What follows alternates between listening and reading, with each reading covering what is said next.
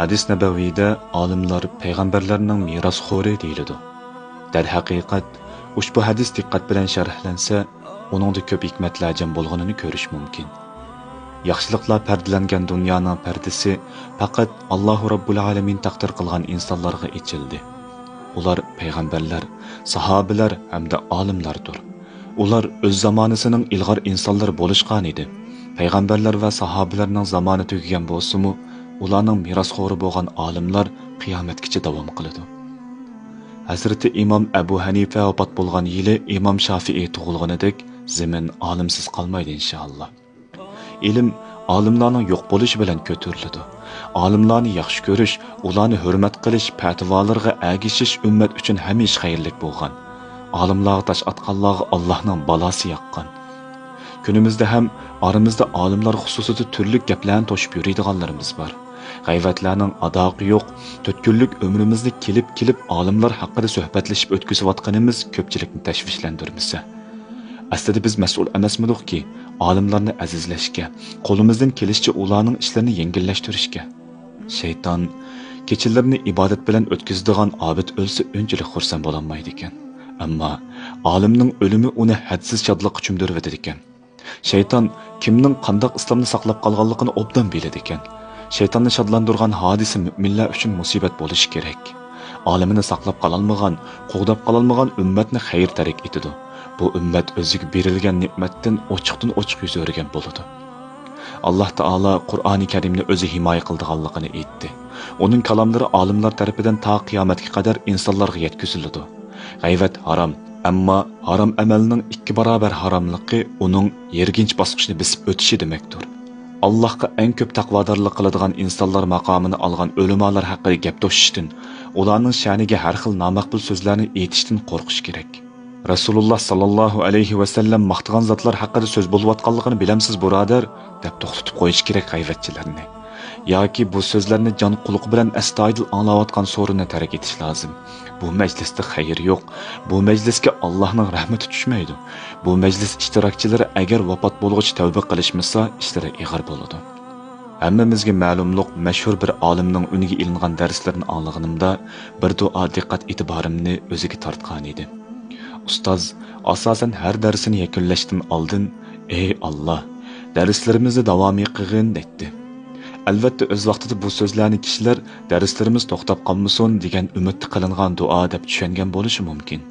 Keyinchi u zot mu'minlarni tashlab ketganida bo'lsa, duoning asli kuchi ijroga o'tdi. Yili ham ko'p joylarda ashu darslarni anglayotgan vatandoshlarimizni yoki shuningga o'xshash dunyodan o'tib ketgan insonlarning aytgan so'zlaridan titrakka kelgan tanishlarimni ko'rib, ichimdan shunday fikr o'tdi. Alloh u zotdan rozi bo'lsin. Darslar davom qilmoqda. Taqvosi mustahkam ekan. Hamda texi iymon lazzatidan bahr ilayotganlarga, iymoni e'tiqodi yo'lda ko'rash qilayotganlarga darslar yetib turibdi. Alloh taolo insonlar yetkazishni xohlagan narsaga hech kim to'sqinlik qila olmas ekan. Ey Alloh, darslarimizni davomiy qilgin deb duo qilgan zotdan Allohning o'zi rozi bo'lsin. Xolis so'rgan ekan, duolari ijobat bo'lmoqda. Qanchilgan tiriklarning mu'minlar ichida yurganligini, olimlik davosini qilayotganligini ko'ramiz.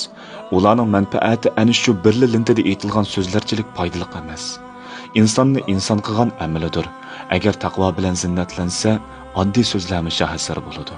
Har qancha fasohatli so'zlarni tirib aytishga urinmang. Agar unda taqvo bo'lmasa, ustidan o'chib ketadigan sahibiga o'xshaydi.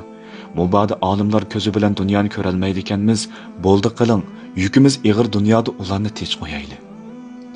Payg'ambar sallallohu alayhi va sallam juma kunlari bir ko'takning oldida xutba o'qitdi. Keyin sahobalar u zotga munbar yasab berishdi. Shuning bilan yeliq ko'tak yig'ilgan ekan. Allohning rasuli oldidan ketib qolganligini ko'rib, ko'tak faryod chekishga boshladi. Rasul akram sallallohu alayhi va sallam buni ko'rib, uni tinchitgan ekan. Hasan Basri rahimahulloh ushbu voqeani so'zlaganida qavmiga qarab, shu yog'ochchilik bo'lolmasanglar ha, Rasululloh sallallohu alayhi va sallamni shu yog'ochchilik yaxshi ko'rmasanglar ha dedi. Hasan Basri olim zot edi. U qavmining zalolatga ketishini to'sib qolgan insonlardan hisoblanadi. Olimlar hadis ilmida bizning ko'zimiz ilg'amaydigan, bizning fahmimiz idrok qilolmaydigan jihatlarni ko'rishidi. Yog'ochning yig'ilganligini, Rasululloh sallallohu alayhi va sallamning uni tinchlantirganligini tasdiqlagan holda, shu yog'ochchilik bo'lolmasanglar ha deb tanbih bergan zotlar har bir qavmga kerak. Agar ana shundoq insonlarni xor qildigan bo'lsa, bu ummat xorliqqa yuzlanadi.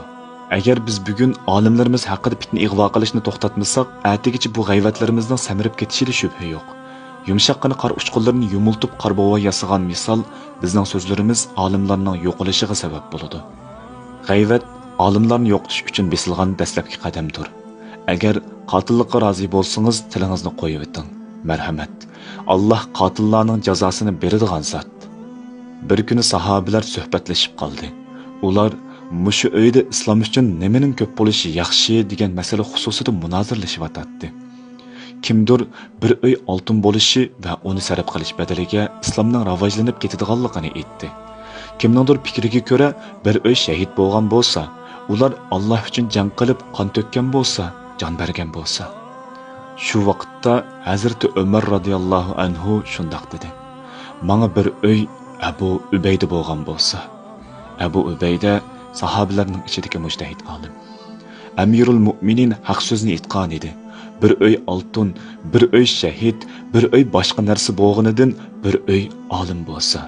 Islomga ana shuning foydasi ko'proq edi. Insof bilan ayting, sizga shu taklif berilsa yoki paloni odamni elib kelish imkoniyati berilsa, bir uy paloni olim bo'lgan bo'lsa demasmidingiz?